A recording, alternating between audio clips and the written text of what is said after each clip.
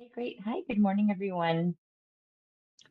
I would like to call to order the Enforcement Inspections Committee. And Monica, if you could please call the roll Danielle Munoz, here. Colette Kavanaugh, Here. Tamika Miller. Here. We have a quorum. Great, thank you.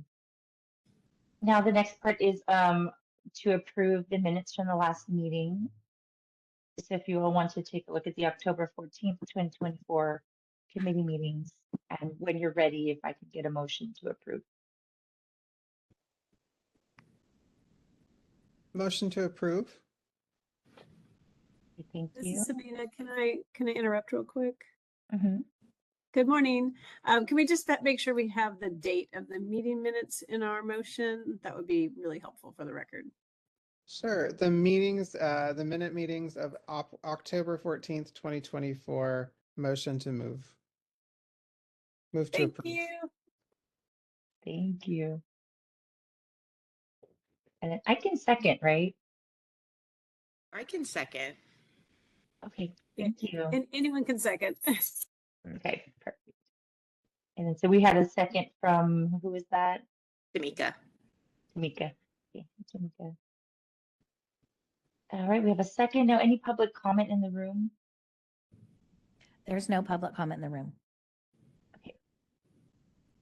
Great. So Monica, if you can please call the roll. Is there any public comment online? Madam Chair? Yes. All right, we are open for public comment on agenda item 2 and the motion. If you'd like to make a comment, please raise a hand by tapping that hand button at the bottom of the screen. Dial-in users dial *3 to raise your hand. And for our mobile device users, you may need to hit the ellipses button, that's the ... and cycle through the 3 different pages in order to find your hand.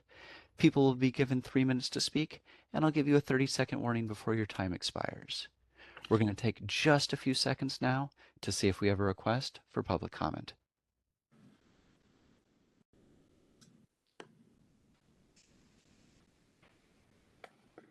Seeing no request, you wish to continue with the motion? Yes.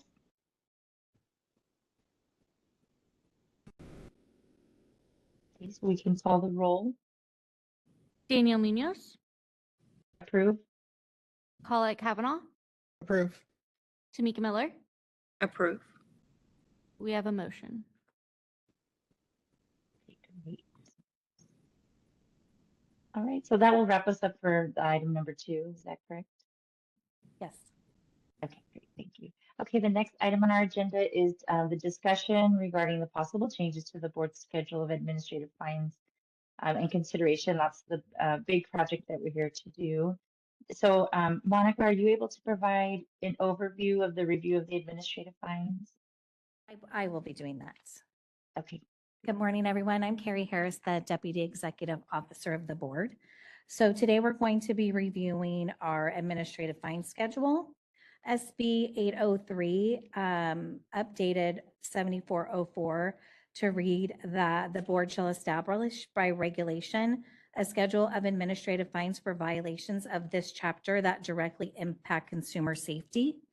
As a result of that update, we've had Health and Safety Committee meetings that suggested a graduating schedule of our administrative fines. And we met with the Enforcement Committee meeting a few months ago to work on the first half of the fines to propose the fine schedule. And so today we're going to start with 980A, which is on page 15.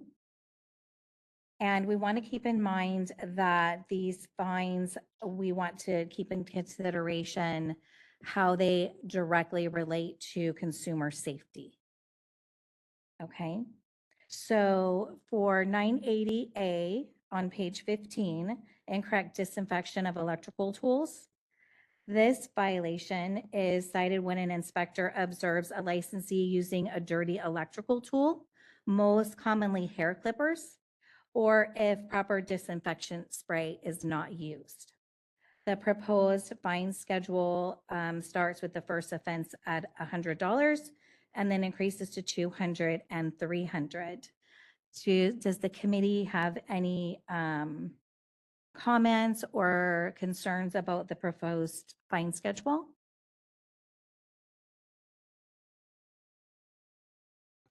I just want to confirm, I'm sorry, the current amount is 50, 100, and 150, right? And the proposed is 100, 200, and 300? That's correct. Okay.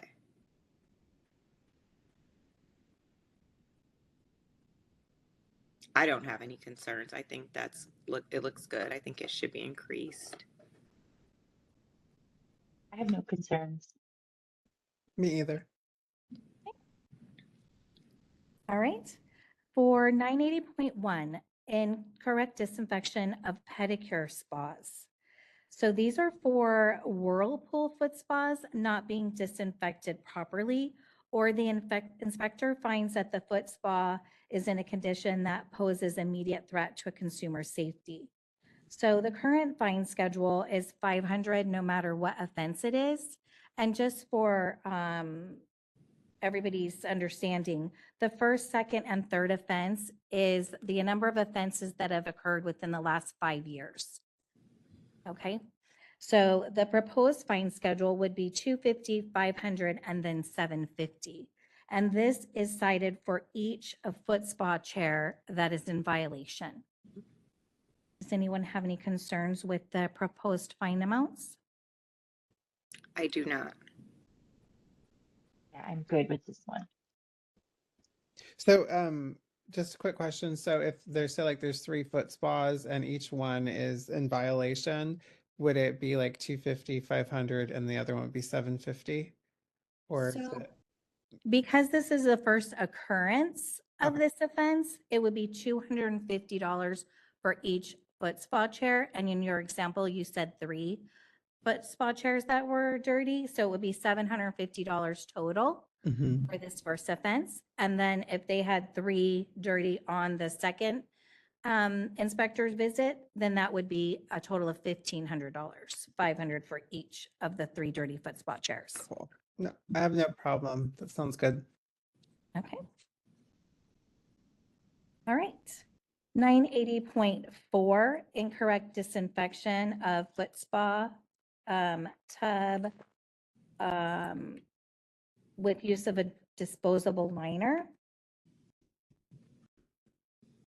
So these are for when the inspector observes a foot basin or tub not being cleaned after a disposable liner was used. So after the liner's used, they should be rinsing out the foot spa with soap and water and drying it with a paper towel before they put another liner in.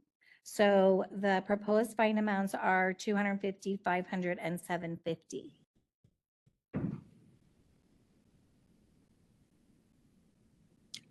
Yeah, I have no concerns with this, no objections.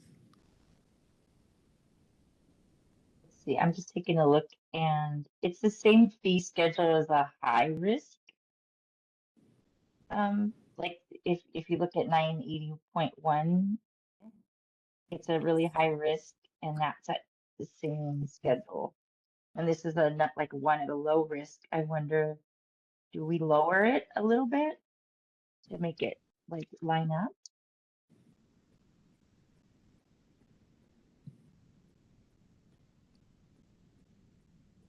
Like I see, what's another low risk one? I'm looking at a similar low risk fine schedule. So in like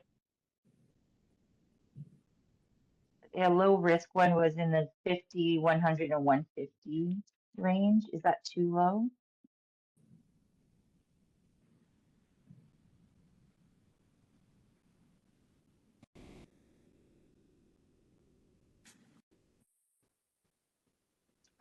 I don't know. I'm kind of wondering if the third offense would be 5. So it'd be like whatever what is a schedule if the max amount was like 100, 250, and 500.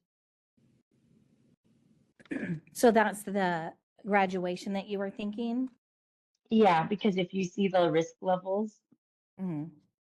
this is a 1, but it has the same fee schedule as a 5 high risk level. Yeah. We had tried to keep some sort of regularity with the fine schedule for a low, medium, and high occurrences. But unfortunately, it didn't really work out to where it would have been that easy because there's just other things that come into play. And some lower risks we feel are potentials for consumer harm more than others. And then also some high risks. For example, we said that for 980A, the incorrect disinfection of electrical tools, we started with that one and we have it marked as high. And the proposed fine is $300. But then also practice of medicine is considered high risk and we have that at $1,000. So we did try to think about doing like a regular amount for each level, but it wouldn't make sense to charge somebody $1,000 for 980A, where it makes sense for practice of medicine at high for $1,000. So it's a good like base point to start thinking about that, but it's hard to be consistent throughout all the violations doing it that way. Okay, I'm hearing that. And then for the recommendation was to go like 100 and then increase it by 50% and then increase it by 75%. And so that's how we got the graduating schedule from like 100 to 200 to 300. So if you wanted to change the one we're looking at right now, which is 980.4 to, what did you say you were considering? Well, if the max was the 500 and we graduated from there, what would that be? Was that like That would be 100, 250, and 500? I don't think it goes that. Let's see if I can find an example Mm-hmm. that has 500 as the top. 300. 300 as a second offense. You wanted 500 to be the max. So it would be 250. No, that's not right either. 250, 350.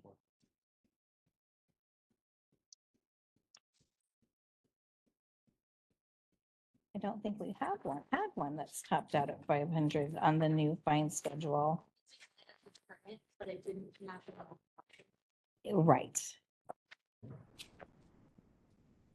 We can do the math on that if you all agree that you want it to top out at 500. Yeah, I don't know what you think about that, Colette and Tamika. Let me see. Would you, if you're okay keeping the fines and you both vote me out, we can keep going. But if you look at 980.4, it's the same fee schedule like the high risk one right before it. And I was just wondering if we adjust it a little bit or bring it up to from low to low medium to justify that fee schedule being the same.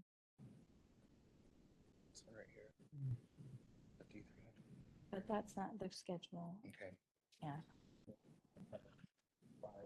If I did the math. I don't know, what do you all think? I just personally think the current fines are low. I understand what you're saying, and I appreciate just like some sort of consistency for the offense to match the fine. But I do think $50 is really low, or this whole kind of tier 50, 100, 150 is low. So I don't know. Okay, and this would be for 980.4. Right. Yes, The top one on page 16. it's the So the example. proposed fine amounts are 250, 500, and 750. Oh, what am I looking at? Oh, I'm sorry. I'm looking at 984.2, I guess. Okay. Yes, these ones are confusing because there's a whole bunch of different Okay.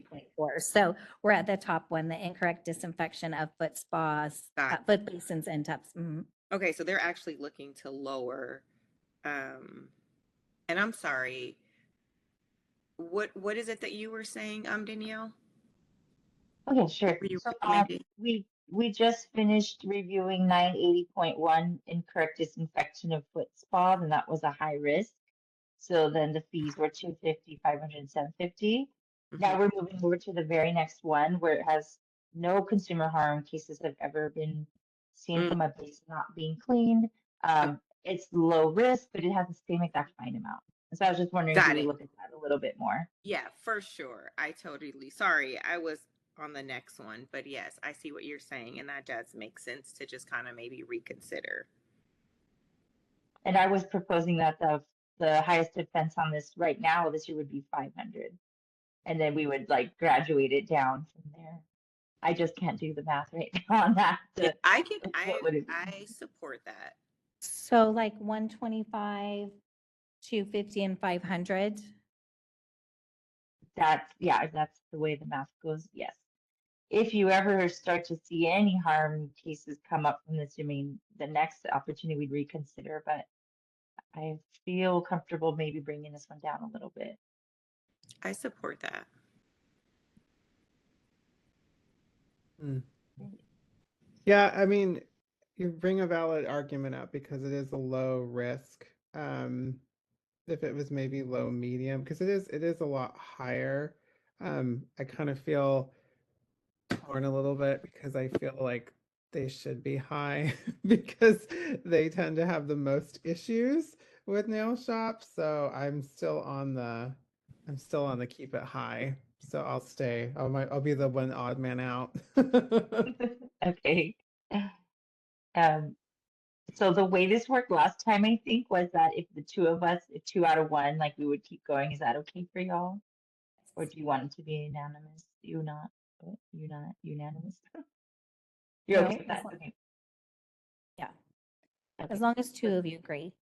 Okay. So you want, so just so for clarification, you want the third offense to be at or about $500. And Yes. then however the math works out. Yes. Correct.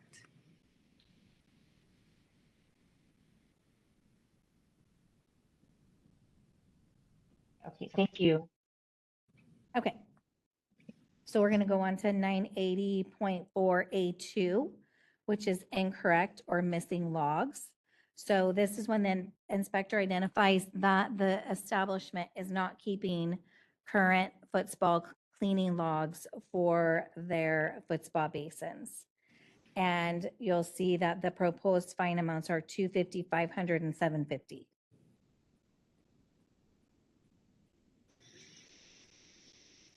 Yeah, this one makes sense to me because what's different from the last one is that we've not seen any harm cases come up at all from the basin one. This one, you can probably predict some things coming up if they're missing a log. So to me, in my head, it makes sense to stay. It's so technical, but I just want to be very fair. I agree. No, I agree with this one. Mhm. All right.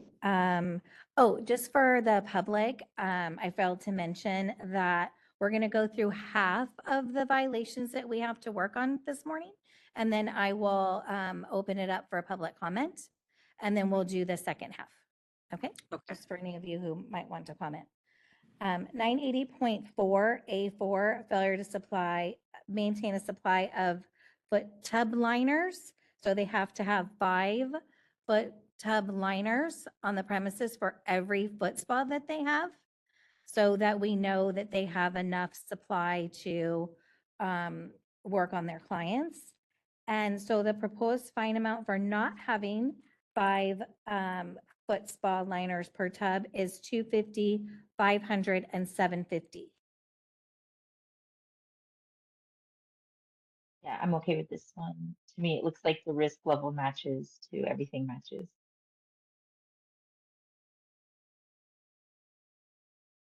Y'all okay with Yeah, it? I'm fine with this one. Agree. Okay, perfect. Thank you. Okay, now we're out of the 980.4s, but we're going to go into a whole bunch of different 981s. Okay.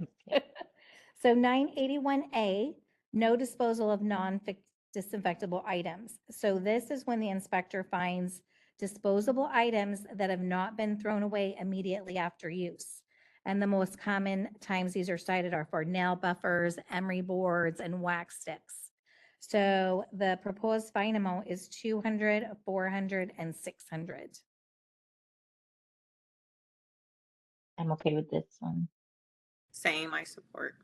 Okay, Support the increase. perfect, thank you. Okay, and then 981B, improper storage of new supplies and disposable tools. So this is when the inspector finds maybe a package of new nail files that hasn't been opened yet, or new cotton balls that haven't been opened yet. So, and they're just not labeled new, which is what the law requires. So the proposed fine schedule is $50 for the first offense, 100 for the second, and then 150 for the third offense. How do you feel about that? I'm fine. With that. I think Yeah, that same. warrants it. Yeah. Okay, good. All right, so 981C is for carrying tools or supplies in or on your garment. So this is when an inspector sees a stylist who has like hair clips just hanging outside the pocket of their apron or whatever. So the proposed fine schedule for this is $50, then 100, then 150. Yeah, that one looks okay. Yeah, I think Same, that's fine. yes. Keep it consistent. Yeah. all right. 982, incorrect sterilization of electrology tools. So this is when an inspector finds that the electrolysis tools are not being properly sterilized. So the proposed fine amount for this is 250, then 500, then 750. I agree. Well, look until you call it for the first one. Yes, I support it. Okay. Okay. 983, personal cleanliness. This is when an inspector observes that the licensee attire is not clean or observes that an licensee has not washed their hands before a service. So the proposed fine amount is 250, then 500, then 750. Agree. Same. I agree. Okay, good. All righty, and then we'll go through the two 984s that are next, and then we will do public comment, okay? So 984A, allow a licensee with an infectious or communicable disease to work on a person. So this is if the inspector observes a licensee providing a service and the licensee has an infection that the inspector has observed. So the fine schedule, the proposed fine schedule is 250, 500, and then 750. I agree with that. Mhm. Yes. Okay. Yeah. Good. And then 984B is to require a licensee to work with a infectious or communicable disease. An inspector observes a licensee providing a service on a consumer that has an infection that's capable of being transmitted. So this fine schedule mirrors the one above with the proposed fines amounts being 250, 500, and 750. Agree. I agree. Yes, same. All right, so we'll stop here and then we'll open it up for public comment for any of the violations that we have discussed this morning. Does anyone have any public comment? There's no one in the room for public comment. So do we have anybody online? All right, we are open for public comment on the first half of agenda item 3. If you'd like to make a comment, please raise a hand by tapping that hand button at the bottom of the screen. Dial-in users, dial *3 to raise your hand. And as a reminder to our mobile device users, you may need to hit the ellipses button, that's the ... in order to find your hand. People will be given 3 minutes to speak, and I'll give you a 30-second warning before your time expires. Our first request is coming from Wendy Cochran. Hold on just a moment, please. We're sending you a request. to unmute your microphone. Are you with us, Wendy? Yes, I am. Go ahead, please. Okay, thank you very much. Wendy Cochran, California Aesthetic Alliance. Just for clarity on these documents, and I know the answer, I think, but when you say $50 for the violation, is that $50 for one towel being out or for the entirety of the towels being stored improperly? I think you need a little bit of clarity as to whether that is for an individual item or if it's for their general practice of how they are storing their items in their establishment. The other one that has me concerned is there's two. Is an inspector going to be determining whether somebody is not to their own personal thoughts of being clean and tidy in their person because they have a different style as a creative person, if they are wearing locks and things like that? So are you saying that an inspector can come in and look at an individual licensee and determine that they are dirty, if you will? That seems a little concerning. And then also, if I am, say, I'm an esthetician and I'm wearing a face mask and I am doing a treatment on a person, is an inspector determining whether I am carrying some sort of infectious disease and sharing that with my clients, or how is that going to be distinguished? I think that those are a little bit concerning. So thank you very much.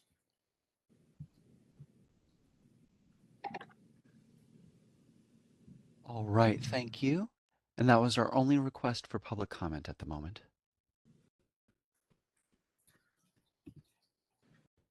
Okay, thank you so much. I think we're going to go to our next one. So for 985, no use of neck strip or towel. Oh, I skipped that one. Sorry. 984E, sorry. I left that one out. Performing services on inflamed, broken, or infected, erupted skin or scalp working without gloves when skin on hands is inflamed, broken, or infected. So the inspector observes a licensee providing a service to a consumer who has inflamed, broken, or an infection on their skin or scalp, or the licensee has a skin issue and is not wearing gloves during the service. The proposed fine schedule is $250, $500, or $750. That's fine. We're good. I agree. I agree. No use, 985, no use of neck strip or towel. The inspector observes a service being performed and there is no neck strip or towel between the customer's neck and the cape. The proposed fine amount is $250, $500, and $750. And to Wendy's question about how these are cited, it's the violations in their entirety that get cited. So it will be $250 no matter how many times the inspector observed this while they were in the shop at that time. The only violations that get cited per instance during an inspection are those foot spa violations that I mentioned earlier. The dirty whirlpool foot spas, those get cited per instance during that inspection. Everything else, no matter how many times it's seen in the establishment, is cited and fined for this first offense, $250. Thank you. For the towel one, I just am reading the risk level explanation. There's no evidence to suggest that a neck strip or towel increases consumer safety and has no record of harm resulting from the absence of a neck strip or towel. I don't know. We have a few choices. Like we can make the third offense set a max that we're comfortable with, or keep them the same. But this one should be adjusted, I think. But I want to hear from you both. No, I agree actually with this one because saying that there's no record of it, Mm-hmm. I feel like that's really high for the third offense for something like that. So maybe I agree adjusting that one down. Okay. Same. If there's no record of, Mhm. If there's been no record of harm, do we keep it the same as it is now? So you're recommending keeping it the same as the current fine amount of 50 for the first offense, 100 for the second, and 150 for the third offense? Yeah, so I'm asking us if we want to do that. And I'm just going off of the like no evidence that suggests it increases safety, and there's been no record of harm from the absence of a towel.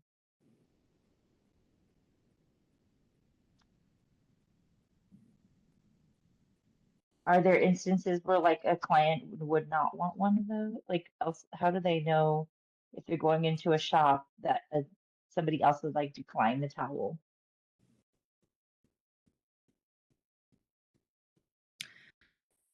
well, I don't know. I feel like a neck strip and a towel, there's a big difference. Like, I definitely think a neck strip should be required. I mean, a towel sometimes is cumbersome to try and work and have that tucked behind your neck. But if there's no barrier between the cape and the client's skin, um, I don't know. I definitely feel like there Neck should be strip for a neck sure. strip. Yeah, neck strip for sure then. Okay. And that is a good point because that tape is used on over and over. So the Yeah, and I connection, guess, sorry, I'm yeah, not exactly sure right. because I never worked with capes. Are capes required to be washed or cleaned between each client, or can they reuse the same cape? They can reuse the same cape. Okay, so They're not required. definitely a neck strip should be Okay. required. So the law says that you are required to use a neck strip or a towel. Okay. So you would be in violation and fined, whichever fine schedule you choose on. You would be fined if no neck strip or no towel was being used. Okay. So they weren't using anything. They would be fined, whichever fine amount you agree upon. Yeah, I think I'm gonna stick with the proposed fine amount. Yeah, they do endure in that case of the neck strip at the very least, ideally the neck strip. The towel has more, but I know some folks, especially with like disabilities or just like tactile challenges, sometimes don't like the towel, but the neck strip is critical. I would keep it the same with that point that you brought up because the cape is used over and over. Hmm. Yeah. Yeah, I'm in agreement then. We can keep it as it is. So just so I understand, when you say you keep it like it is, are you referring to the proposed fine amount schedule or the Proposed. current fine amount schedule? The Uh, proposed. the proposed one, and then can we actually move it up to low medium, and can we include the point Tamika makes here that while there's no evidence that it increases, I think it does increase consumer safety because the cape is used over and over with each client. So that next strip does protect that area. So these risk levels were taken from a report that was done in Nevada, where they went through similar, all the parts of a service. And they noted what they thought the risk level was for each part of a service. And so that's where we kind of came up with these risk levels. Okay. Okay. Okay. Um, okay. So on that one, we're going to go with the proposed fine amounts. Mhm. Okay. For 986 neck dusters and brushes not clean or sanitary, an inspector finds a brush that's visibly dirty and or not stored properly. This is most commonly found in neck dusters. So a lot of barbers use these. And then also you find similar dusters in the manicure shops where they use them to dust the nail dust off of their counters or whatever. The proposed fine amounts are 50, 100, and 150, so they stay the same as the current fine amount. It's just interesting because the one before, it's like it is so much higher at 750, and this one is like a higher risk and it's 150. So it's a little sometimes a little confusing with these ones. Yeah, these neck dusters and these types of brushes that we're talking about here are hard to clean because they take so long to dry. And so unless an establishment has a supply of these where they're rotating them out and cleaning them after each use, they Mhm. tend to use them way longer than they should between cleanings. Hmm. So what do you think about matching it to the one before, 255 and 750?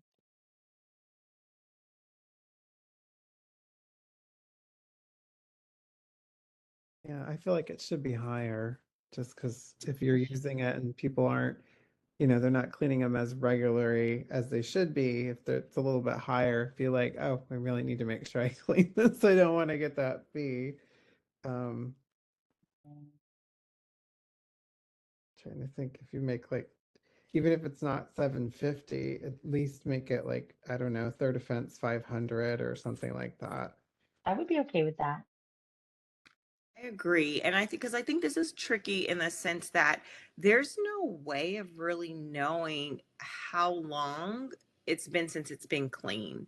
It doesn't have to be recorded, and you can't actually look at it to say, oh, this was clean yesterday or this was clean 3 months ago. Mm. There's no way to really gauge it. So that's going to make the first offense over $100 And I guess what's the criteria? How do we know for Yeah, how the do they know if it's if the dirty? inspector went And in? Yeah, how would they know? most often they're really dusty Mhm. or the um, fibers are like stuck together. It's easy to tell when they're dirty because the majority of them are black um, fibers. And so when you're dusting, especially the nail dust, you can tell. But also in barber shops, sometimes there's powders that are used, and so you can see the powder on the bristles. Okay, because we never use them in our salon, so I just Yeah, sure. Okay, most often found in barber shops. Okay. Hmm. That makes it more difficult because if it's more difficult to kind of see, you know, how filthy it is, then maybe keeping it as it is, third offense 150. Because they're more likely to get this one. I mean, this one could be easily interpreted as dirty. Yeah. It will be more likely. So I agree. That's fine because it's possible someone will get to that third offense Yeah. of something like Yeah. this. So keep it Easily. as is, the proposed. Yeah, offense. I think that's okay. okay. So we're going to go keep the proposed fine amounts of $50, $100, and $150. Mhm.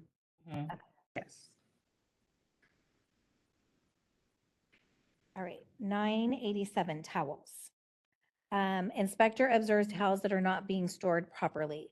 Often clean towels are left uncovered or in an open cabinet.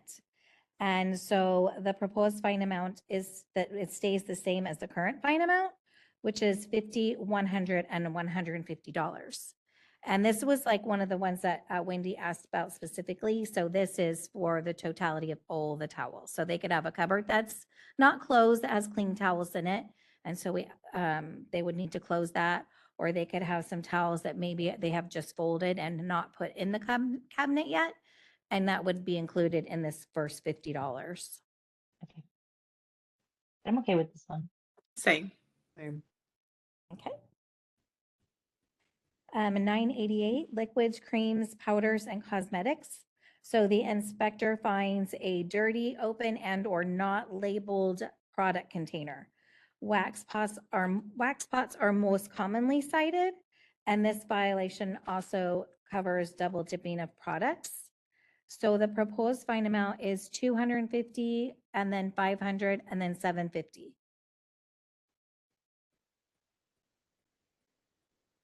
I'm fine with this because if it's not properly labeled, there's always the risk of using the wrong product on the wrong person. Yeah, I'm okay with this. I know it's a big jump Same. from the previous, but I'm okay with that. Yeah, that's fine. Same. I'm okay I with it. agree. 989, prohibited hazardous substances, use of products. So this is most commonly found with MMA.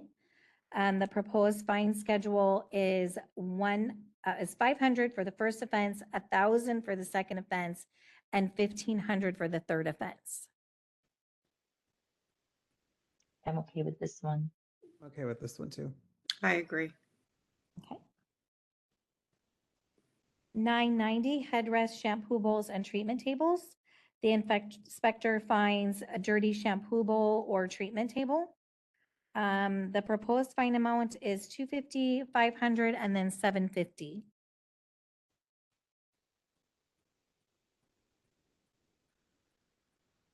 I'm okay with this, even though it says that there's really no risk with it. I still feel that a treatment table and a shampoo bowl should be properly cleaned out because even though this says there's no risk, I do feel like there is a risk, especially if the shampoo bowls, because you just never know. I kind of feel like I For agree. sure. I hear it. This is one of those like you can't predict what you prevented if you've just been keeping it clean. So It's a good way of saying it. I'm okay with it. Okay, so we're good with the proposed fine amounts. Yes. 991, performing invasive procedures. An inspector finds a licensee using products or devices that are invasive, microneedling tools and surgical blades. We shouldn't say surgical blades because they can have those now. Microneedling tools are most commonly cited. So the proposed fine amounts are 500, 100, and then 1,500. Okay with this. 500, 1,000, and then 1,500. Yes. Okay. Mhm. Yeah, I agree. Yeah, same.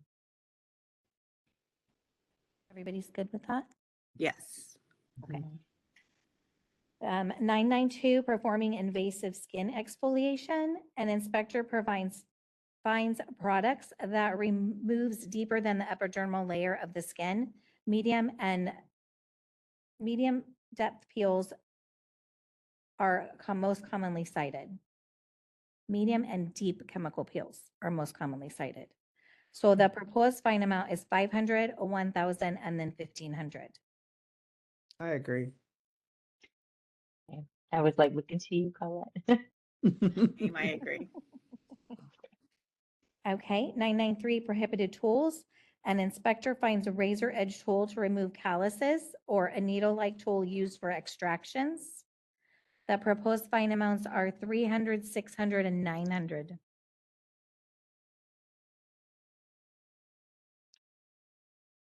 I Yeah, agree. I agree. Yeah, pretty good. Definitely. Cleanliness and repair, 994. Inspector finds excess hair clippings, garbage, present, or broken furniture. This section is most commonly cited when there's hair from multiple consumers found in drawers or swept into a pile on the floor or the garbage cans are overflowing. The proposed fine amounts are 100, 200, and 300.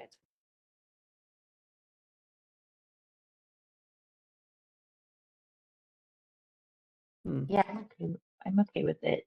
I'm fine with it too. I just wish there was more definition for broken furniture. Because I mean, sometimes I guess at some salons there could be like a broken chair or something, or even in a nail shop, and they have a sign on it. I don't know if that would negate them getting some sort of fine if it's like out of order and it's specifically stated out of order, but The I'm ones fine with the garbage and Photos that clippings. I see most often are like chairs that have the vinyl that's all cracked on it, Oh, and on the arms of the chair, the vinyl's all cracked. That's when I see that particularly cited in those instances. That makes Or sense because it's harder to clean. yeah, Sure. or sometimes they might have like a pile of broken furniture or chairs like in a storage room or something. And we might cite for that as well. It's kind of like a safety issue, even just to have things stacked that aren't being used. Yeah, I'm fine with that then. Oh, Yeah, thank okay. you. Everybody was good? Yes. Okay. Yeah. 995 plumbing standards. Inspector finds an establishment that doesn't have adequate ventilation, running water, or public toilets available. So the proposed fine amounts are $250, $500, and $750. This violation is based off the California Code of Regulations that are kind of outside our purview, but they ask us to look for these things. Mhm. Yeah, I these are agree. important. Yeah. Okay.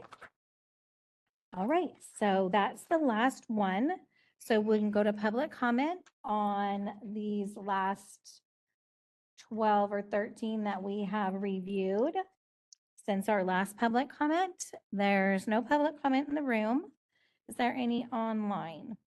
We are open for public comment via WebEx. If you'd like to make a comment, please raise a hand by tapping that hand button at the bottom of the screen. Dial-in users, dial *3 to raise your hand, and we will call on people in the order we have requests. As a reminder to our mobile device users, you may need to hit the ellipses button, that's the ... in order to find your hand. And our first request comes from Wendy Cochran. Hold on just a moment. We're sending you a request to unmute your microphone. Good morning again. This is my whole jam right in here, so I'm going to have to go fast. Okay, so with the 988, I think we need a little bit more clarity in the language as to whether you're seeing product on the outside of these bottles and containers, and if that is an issue. If you're seeing them kind of smeared, or if you're seeing, product dripping out of pumps and things like that. And if it's, again, if we need clarity as to whether it's their entire way or the individual bottles themselves that they're getting cited for. I think that would be important to clarify that. 989, prohibited hazardous substances. Maybe some of you know this, or maybe you do not. In 2027, the state of California will not allow licensees to be using TCA. And so you are going to probably have to add that product into your 989 description. I would suggest maybe, writing an industry bulletin on some of these skincare products that are also going to be included in this section, because that is going to be becoming a problem in 2027, most specifically TCA, which will be found in a lot of peels. Performing invasive procedures. I feel that microneedling is a very big problem in California, and that everybody is providing this service. It's all over Instagram, TikTok, all over the place. And this needs to be treated a little bit more seriously in the front end in order to deter people from doing microneedling. I've seen many instances on Instagram where you still are seeing bloody faces from microneedling, and I don't think that that's the same as an inspector coming across somebody that has a lancet in their treatment room. Performing invasive skin exfoliation. That also is a situation where everybody who has a cousin that's a nurse somewhere is picking up VI peels and other medical peels. I don't think that a $500 fine in the beginning is going to deter them from doing that, because there are a lot of injuries that probably go unreported to the board from chemical peels, and that 30 seconds. should be higher. And I agree that you're going to have to talk about dermaplaning surgical blades there. So a little clarity on 993 would be great. Thank you. Thank you. Next, we're going to hear from Jamie Scrawback.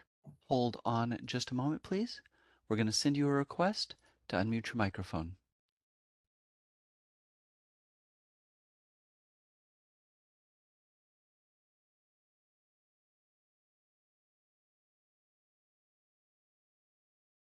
All right, Jamie, are you with? I'm here. Okay, go ahead, please. Thank you. Good morning, committee members. This is Jamie Schrabeck with Precision Nails. I want you to reconsider 993, and because it's not consistent with 989 or 991, I think those proposed fines should be the 500, 1,000, and 1,500, because it is very intentional if you have prohibited tools in your establishment. It's not going to be an accident that happens where you might have accidentally cut someone with an allowable tool. It's that you have these tools that have been specifically prohibited by the board. And so I think in order to keep 989, 991, and 993 consistent, those fines should be raised. I also want to point out that when we were discussing, or as I was listening to your discussion about different professionals reusing capes, we are requiring estheticians to launder their linens but between each client, and yet we're describing people who do hair as reusing these capes over and over again. And the only thing that's keeping them from touching the neck where it's at its tightest would be either a neck strip or a towel. So obviously the law exists as it's written, and that should be taken into consideration, that we're holding that particular product, that cape, to a different standard based on material it's made out of. That doesn't seem right. Thank you so much. Thank you. Thank you. And those were our only 2 requests for public comment. Okay, thank you. All right, so then for the committee, we've come to the end of the violations that we're reviewing. And I think we need a motion to direct staff, if you choose, to direct staff to make the amendments as discussed today and recommend to the full board the updated language in Title 16 Code of Regulations, Section 974, for discussion and possible initiation of a rulemaking proposal. And then may I ask my 2 committee members, what do you think about adjusting 993 to be consistent with 989? One second, let me. I agree with that. I kind of feel like I agree with the public comment on that, with to be consistent, and if we really want to prohibit the use of those tools, and if you are using them, the intentional use of them. So I agree with making it consistent. Okay. Sorry, making it consistent with what? With which number? 989. 989. So on 989, prohibited hazardous substance use of product, the fine schedule 500, 1,000, and 1,500. We want to treat 993 the same. So it's not substances, but they're tools. So prohibited Okay. tools to be the same as you treat it the same as a prohibited substances. For sure, I agree. Okay, I would like to also do that. So Yeah. moving, yeah. So you're asking that the proposed fine amounts for 993 for the prohibited tools, which includes the razor edge tool to remove calluses, you're recommending that the proposed fine amount be 500, 1,000, and 1,500 instead of the 300, 600, and 900. Is that correct? Yes.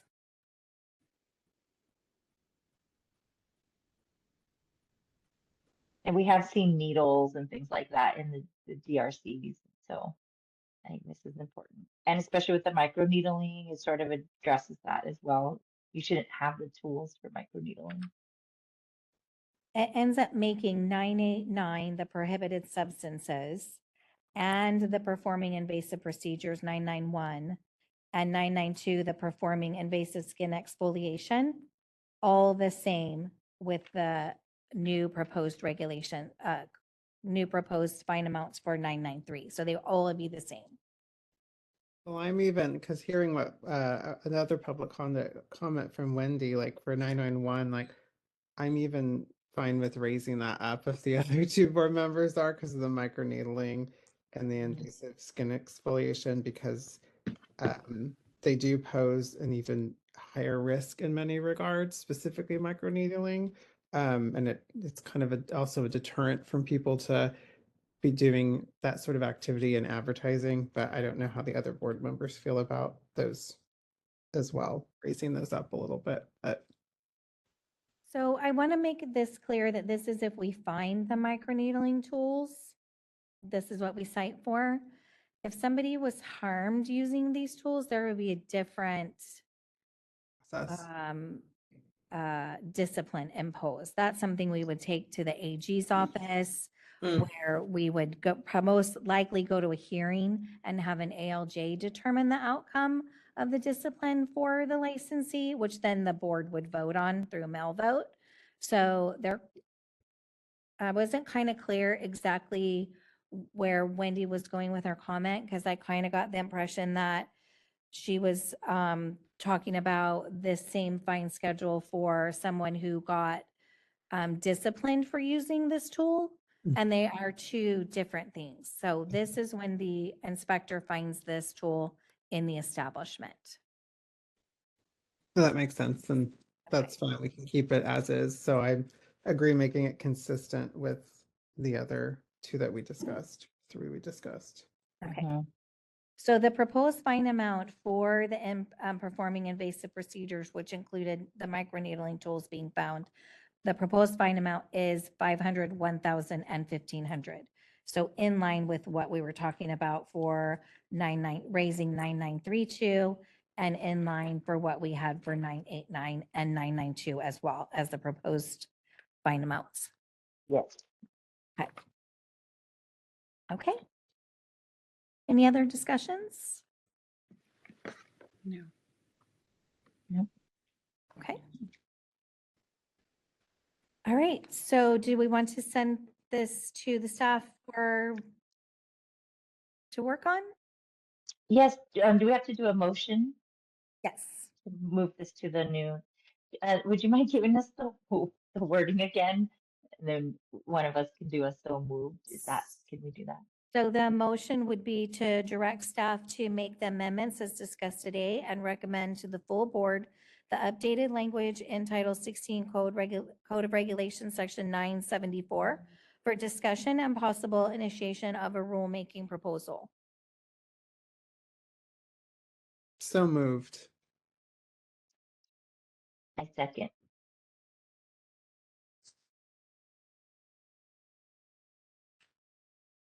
And can we do a roll call for public comment?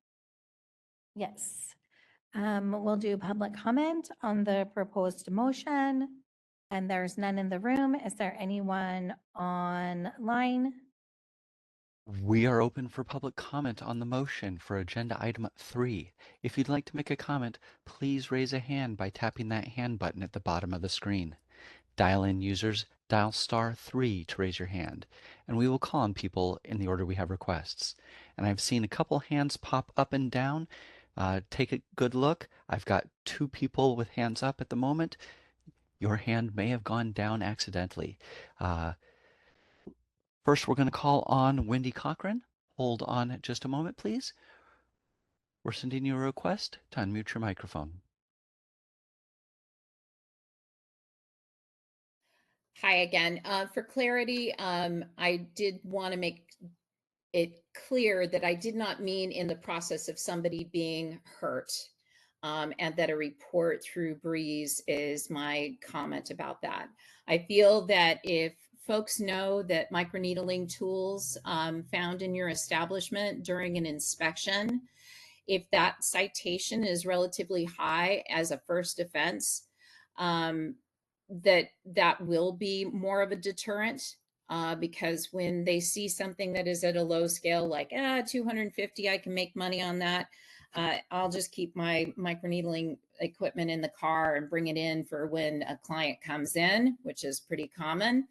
I feel that if they see that there's a higher risk of price of it being found, that maybe that will be a better deterrent in the long run.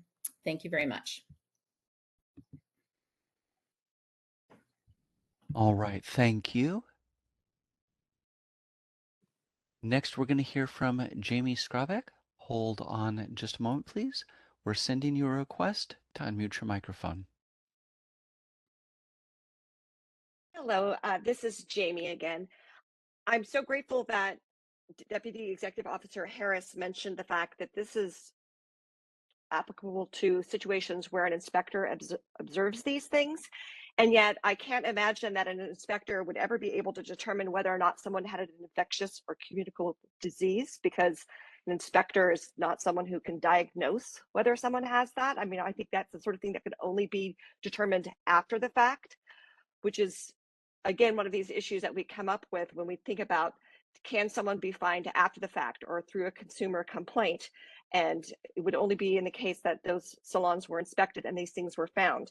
Regrettably, I was not part of your earlier discussions in October, but because you're sending this forward to the staff, I want to bring up a point about 7353.4, going back to that labor rights poster. And there's discrepancy between how it's worded in the poster itself and what the law says. As an establishment owner who works alone, I don't think that I should have to post this because I don't have employees. I'm not a worker, I'm the owner and I'm working for myself. And yet the poster itself says required workplace posting for all California licensees. Are all licensees supposed to have this, or just the establishment owner?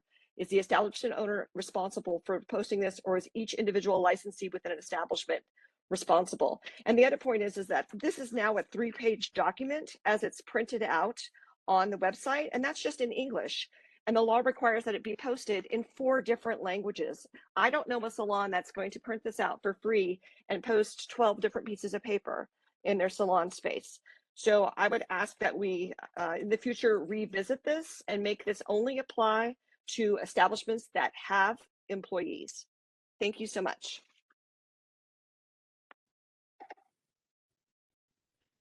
All right, thank you. And I'm going to take just a second longer to see if we have any additional hands because I saw a couple pop up and then go down. If you'd like to make a comment, now's the time to raise a hand.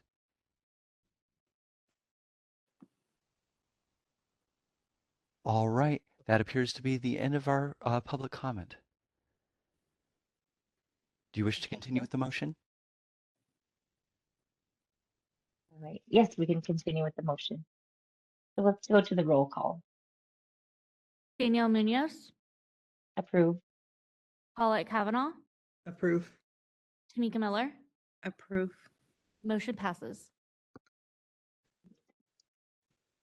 Okay, so now the next thing is any public comment on items that are not on the agenda today. There's no public comment in the room. Is there any online? All right, we are open for public comment on agenda item 4. If you'd like to make a comment for items not on the agenda, please raise a hand by tapping that hand button at the bottom of the screen. Dial-in users, dial *3 to raise your hand. And as a reminder to our mobile device users, you may need to hit the ellipses button. That's the ... in order to find your hand. And our first comment comes from MRI. Forgive me, I don't know how to pronounce that. Please correct me. We're sending you a request to unmute your microphone.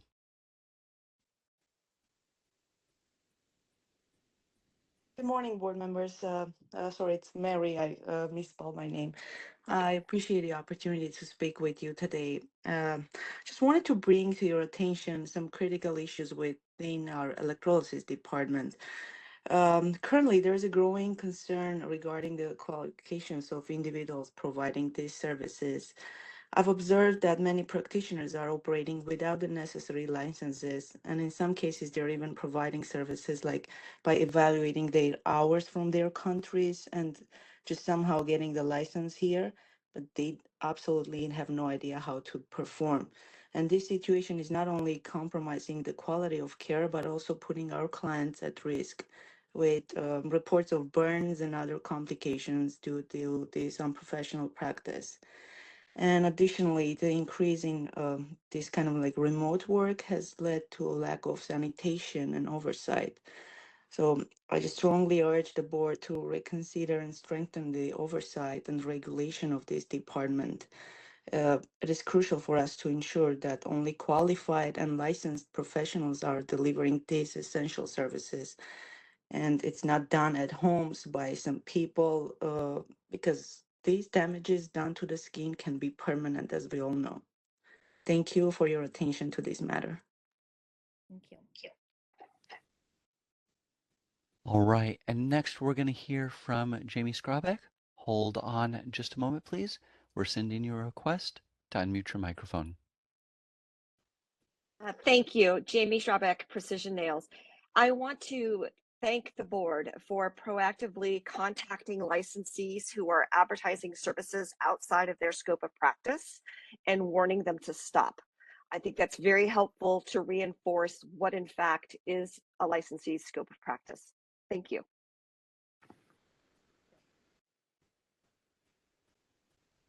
And those are all of our requests for this agenda item. Do you wish to continue with the meeting?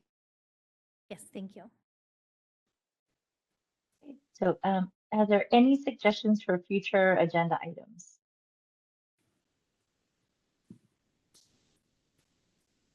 Okay, great. Well, I think then we are ready to adjourn our meeting this morning. We do have a request for public comment, Madam Chair. Oh, yes. Okay, sure. Open up to public comment. All right, we're going to call on Austin. Hold on just a moment, please. We're sending you a request to unmute your microphone.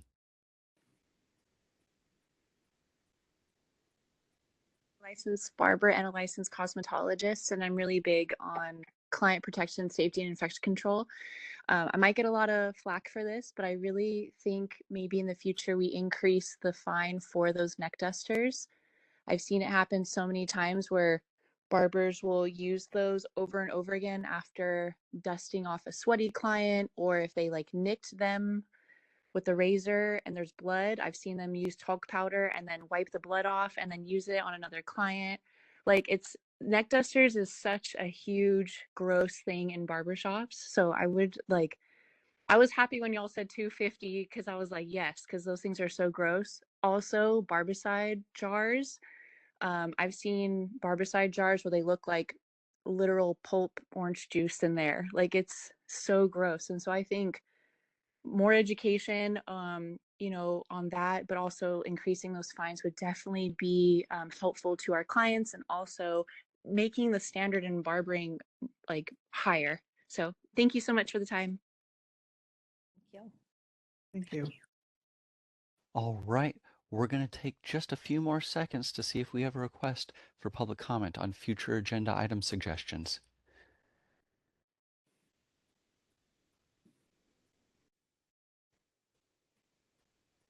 All right, I think that's it. Do you wish to continue, Madam Chair? Yes, we can continue. Great. Well, thank you for all of the public comment today. I'm hearing from our community. Okay, and we don't have any suggested items. Are we okay to move to adjourn? Okay, we'll adjourn our meeting today at 10:08. Thank you, everyone. Thank you. Thank you. Thank you. Thank you.